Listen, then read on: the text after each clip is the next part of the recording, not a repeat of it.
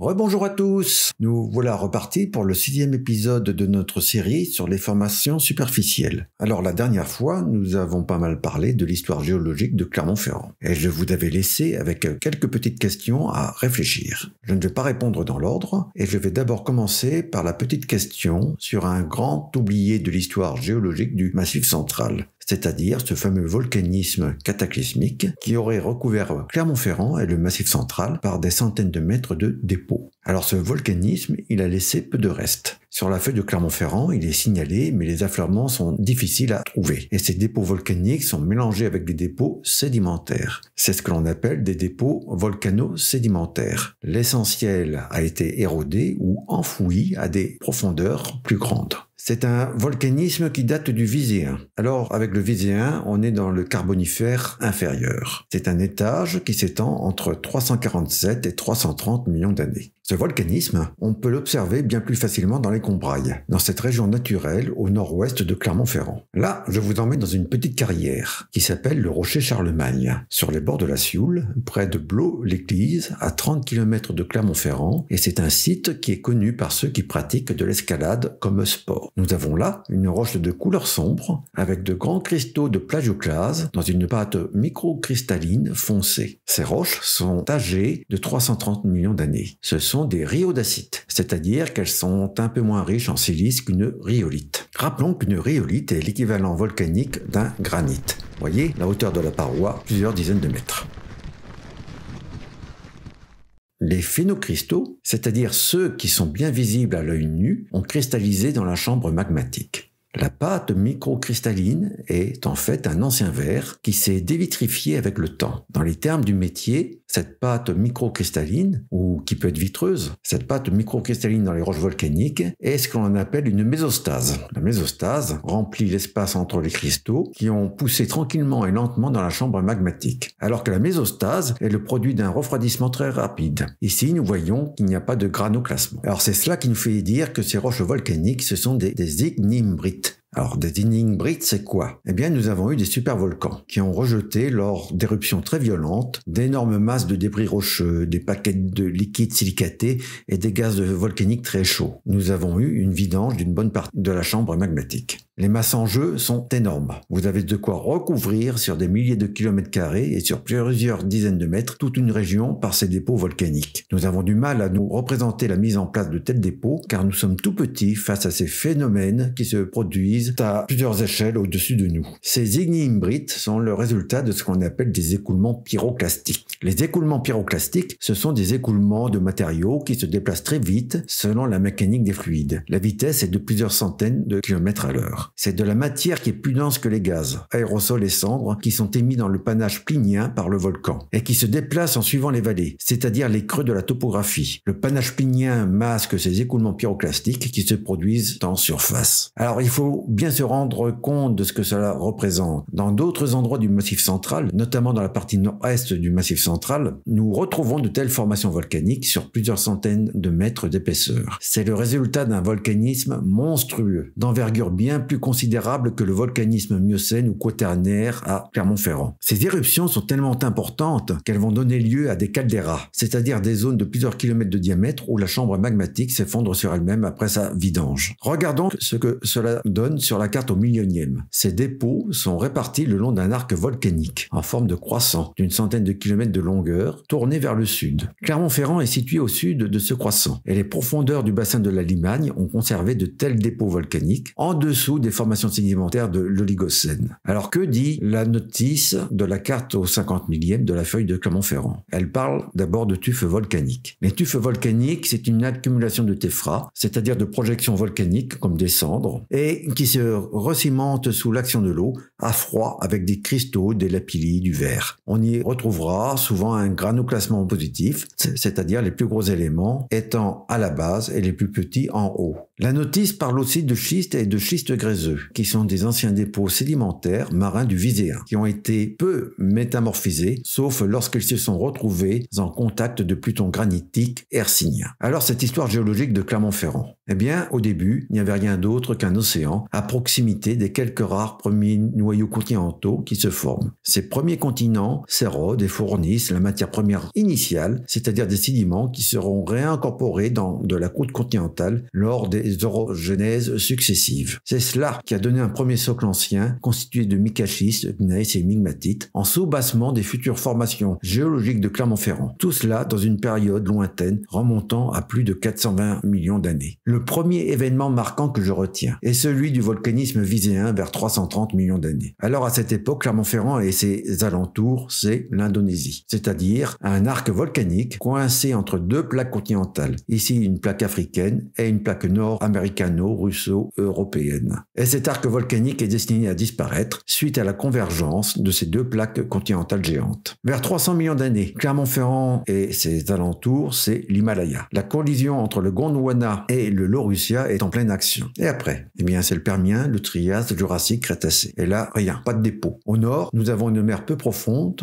qui se remplit de sédiments qui vont donner le bassin parisien. À l'ouest, nous avons le bassin d'Aquitaine avec l'ouverture de l'Atlantique. Au sud-est, nous avons le bassin du sud-est avec la Provence et toute la zone alpine qui est un prolongement d'un océan disparu, la Thétis. Au sud, nous avons la zone correspondant aujourd'hui au Causse et qui était à cette époque un domaine de plateforme carbonatée sur la marge nord de la Thétis. Bref, Clermont-Ferrand, c'est une péninsule, comme la Floride. Clermont-Ferrand, c'est Miami. Il n'y a pas de crocodiles, mais des dinosaures bien plus voraces. Au Cénozoïque s'enclenche une nouvelle période de convergence continentale. Avec le Gondwana et la plaque eurasienne qui se rapprochent de nouveau, la Thétis se ferme. Le fossé de la Limagne s'ouvre à l'Oligocène, sous un climat chaud et plutôt sec selon les périodes. Clermont-Ferrand, c'est alors le Maroc ou le Kenya. Enfin, au Quaternaire, c'est l'époque des glaciations. Il n'y a pas de glacier à Clermont-Ferrand, mais le climat y est froid. Clermont-Ferrand, c'est alors la Sibérie. Voilà, pour bien résumer l'histoire géologique, voilà ce qu'il faut dire. Avant 420 millions d'années,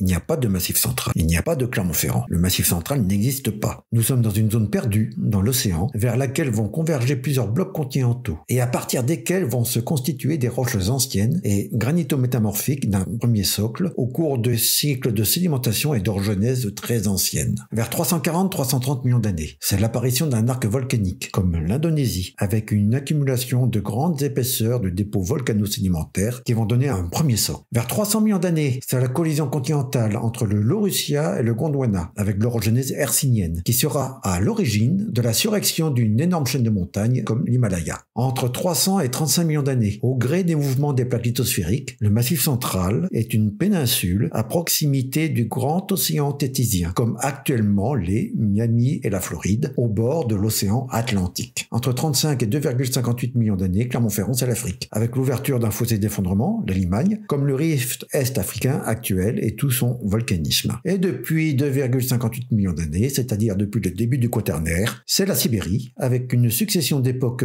glaciaires, et c'est cela qui a beaucoup conditionné la genèse des formations superficielles que nous allons traiter. Bien, et je vous avais donné une dernière question, à savoir, peut-on estimer un taux d'érosion des formations sédimentaires de la Limagne depuis la fin de la subsidence oligocène? Pour cela, nous avons un point de repère. Ce sont les anciennes coulées du volcanisme effusif du Miocène. Nous allons utiliser un autre outil de cartographie en ligne, c'est le géoportail, qui nous est offert par l'IGN, l'Institut géographique national. Nous pourrions le faire sur Infoterre, mais c'est l'occasion de vous présenter Géoportail, qui présente une interface plus aboutie et plus moderne. Alors Géoportail, c'est un portail web qui nous donne accès à des outils de recherche et de visualisation des données géographiques et géolocalisées. Il a été lancé en 2006 par Jacques Chirac sous la tutelle de ces deux établissements publics, à savoir le BRGM et l'IGN. Géoportail est souvent présenté comme un concurrent de Google, mais les deux produits n'ont pas la même finalité et sont complémentaires. Actuellement, ce qui est mis en ligne, c'est la version 3. On attend la version 4 qui est dans les tuyaux, mais comme tous les services administratifs en France en développement rencontrent pas mal de vicissitudes. Donc voilà, nous sommes sur la page d'accueil de Géoportail.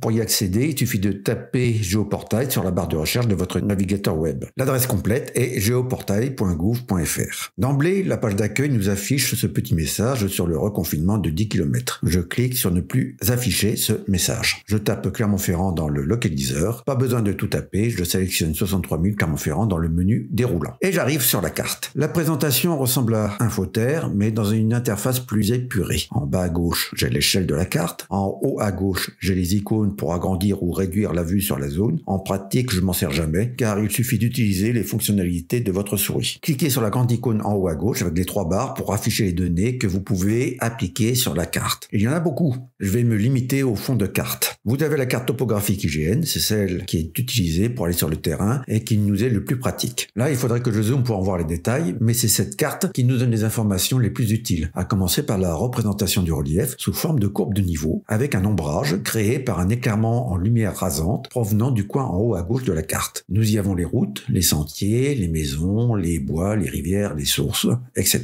Bref, c'est cela qui nous donnera le fond de carte pour faire une carte géologique à partir des données aériennes et des données de terrain. On trouve ces cartes au format papier dans le commerce et elles ont une échelle au 25 millième, c'est-à-dire 1 cm représente 250 mètres, avec une équidistance des courbes de niveau qui est généralement de 10 mètres. Autre fond de carte très utile, c'est la représentation du relief. Alors c'est ce qu'on appelle un MNT, un modèle numérique de terrain. Là, on se concentre uniquement sur l'altitude. La carte a été expurgée de toute information sur la végétation, les routes, les bâtiments, etc. On ne représente uniquement que l'altitude sous la forme d'une image. La carte est donnée en fausse couleur, c'est-à-dire dans les termes du métier, ce qu'on appelle des teintes hypsométriques. L'hypsométrie étant la mesure de l'élévation des terres par rapport au niveau moyen de la mer. Par convention, on utilise du bleu pour les altitudes les plus basses et des teintes brun ocre pour des altitudes plus hautes. On utilise aussi des gris et des blancs pour les altitudes encore plus hautes. La couleur nous indique donc l'altitude, mais pour améliorer la lisibilité de cette carte du relief, on utilise aussi un éclairage en lumière rasante par une source lumineuse provenant d'une direction nord-ouest.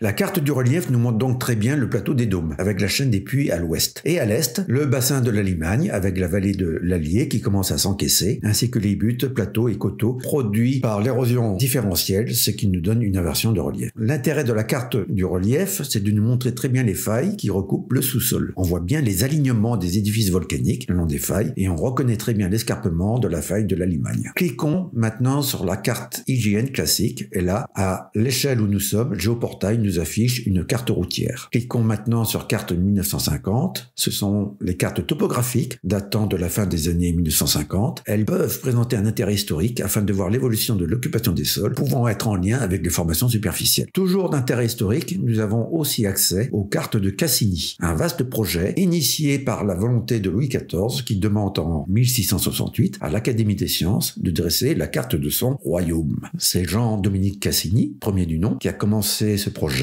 en commençant par mesurer les côtes. Pour la petite histoire, à l'issue de cette campagne de relevé, il est apparu que la surface du royaume était de 20% plus petite qu'escompté, et cela au grand désagrément de Louis XIV. En utilisant des méthodes de triangulation permettant de mesurer très précisément des distances de manière indirecte, et après un travail gigantesque de relevé sur le terrain, une version aussi précise que les cartes IGN actuelles est produite à la fin du XVIIIe siècle. Son échelle est du 86 millième 400. Nous avons aussi les cartes d'état-major du XIXe siècle. L'état-major est l'équipe qui assiste à un officier supérieur ou à un général dans l'élaboration et la transmission des ordres. Dès lors, on comprend très bien qu'une bonne connaissance du terrain est nécessaire dans la conduite d'une armée. Et l'état-major était chargé en particulier de réaliser les levées et de dessiner les cartes. Ce projet est initié par Napoléon Ier et à la fin du XIXe siècle, ces cartes d'état-major étaient levées à l'échelle du 80 millième. La particularité de la carte d'état-major est son rendu du relief. En effet, sur le champ de bataille, il faut connaître le relief avec une assez grande précision. La carte d'état-major n'utilise pas des courbes de niveau, comme dans les cartes actuelles, mais des hachures dessinées dans le sens de la pente. Alors il faut savoir que ces cartes d'état-major ont servi de fond cartographique pour la couverture complète du territoire par des cartes géologiques qui sont donc aussi à l'échelle du 80 millième. La France est l'un des seuls pays développés, et peut-être même le seul, qui n'est pas parvenu en 2021, je dis bien 2021, à cartographier entièrement la géologie de son territoire à grande échelle, c'est-à-dire à l'échelle du 50 millième. Pour de nombreux secteurs, secteur, et notamment dans le Massif central, nous sommes encore contraints d'utiliser encore les cartes géologiques au 80 millième. Enfin, terminons par les fonds de cartes comme OpenStreetMap, qui est un projet collaboratif visant à constituer des bases de données géographiques libres dans le monde entier. Il est clair que l'avenir est à ces portails collaboratifs, nous permettant de créer et modifier des cartes sous licence libre. Ainsi, sachant que l'utilisation des données de géoportail est conditionnée à l'acceptation de données d'utilisation, des données assez restrictives, et cela dans un document qui fait 66 pages et d'où il ressort que ce qui est permis et ce qui est interdit n'est pas très clair pour l'utilisateur lambda de tous les services de géoportail. Alors même que géoportail est principalement financé par nos propres impôts. Nous avons aussi les cartes de l'Esri qui produit des cartes de grande qualité. Alors l'Esri, c'est une société américaine qui a réalisé le logiciel SIG, bien connu, qui s'appelle ArcGIS et qui est leader dans son domaine. Nous avons aussi les photographies aériennes des années 1950 qui sont d'intérêt aussi pour voir l'évolution de la couverture des sols et des formations superficielles par rapport aux photographies aériennes actuelles. Voilà, à droite de la fenêtre géoportail, nous avons aussi la liste de toutes les couches utilisées pour faire une carte. Comme il y en a beaucoup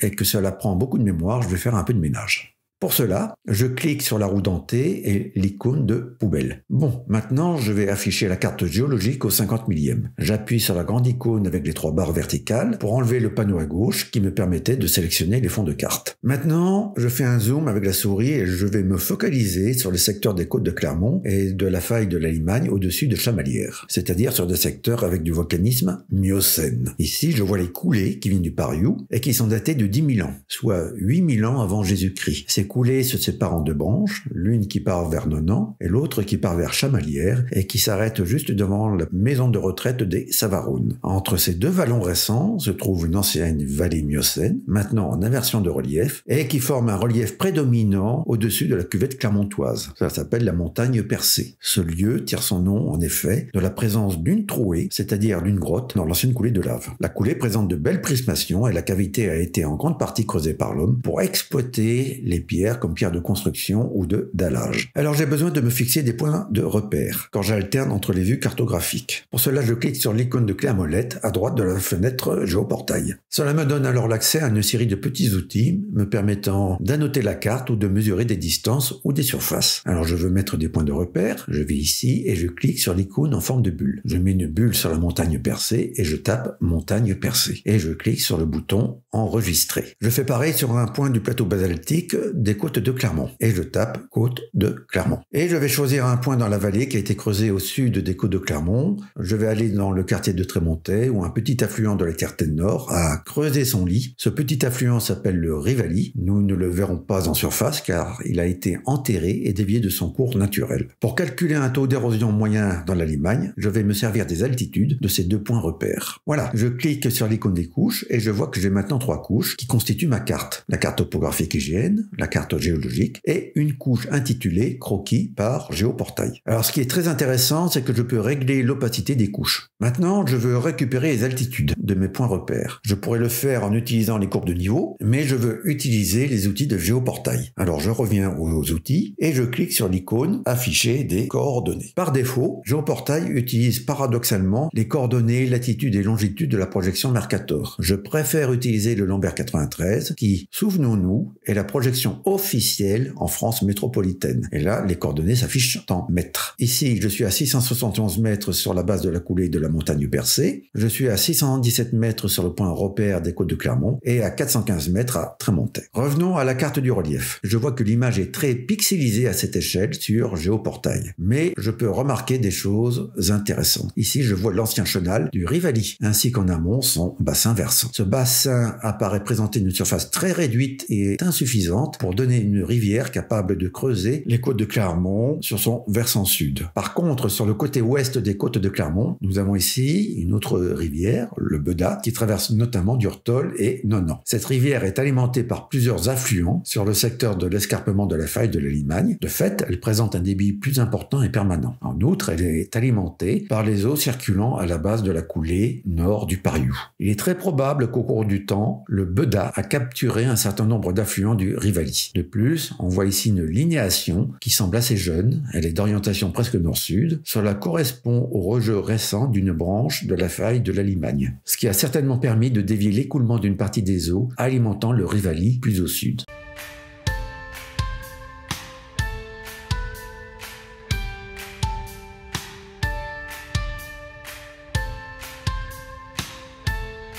À titre d'exercice, demandons à Géoportail de nous mesurer des distances. Je vais faire cela entre deux points repères, la montagne Percée et ce point des côtes de Clermont. Je reviens dans le panneau des outils, je clique sur le premier point repère, je laisse glisser la souris et je vois que Géoportail affiche une ligne en tireté. Je clique sur le deuxième point repère et Géoportail affiche la distance à vol d'oiseau entre ces deux points. Maintenant, je veux le profil topographique. Je clique sur établir un profil altimétrique. En ligne droite, je traverse deux extensions du bassin versant du Rivali, avec en position médiane le mont Chagny, une butte en cours d'érosion déjà bien avancée. Alors maintenant, quel est notre taux d'érosion? Sur les côtes de Clermont, en arrondissant, je suis à 600 mètres. En contrebas, à Trémontais, sur le lit du Rivali, je suis à 450 mètres. Ça nous fait 150 mètres de dénivelé. Je connais mal l'âge de la coulée des côtes de Clermont. Cela peut être entre 5 ou 15 millions d'années. Si c'est 15 millions d'années, cela nous fait un taux d'érosion de 10 mètres par million d'années. Si c'est 5 millions d'années, ça nous fait un taux d'érosion 3 fois plus élevé, c'est-à-dire un taux d'érosion de 30 mètres par million d'années. Voilà, notre ordre de grandeur, c'est entre 10 et 30 mètres par million d'années, ce qui est déjà pas mal.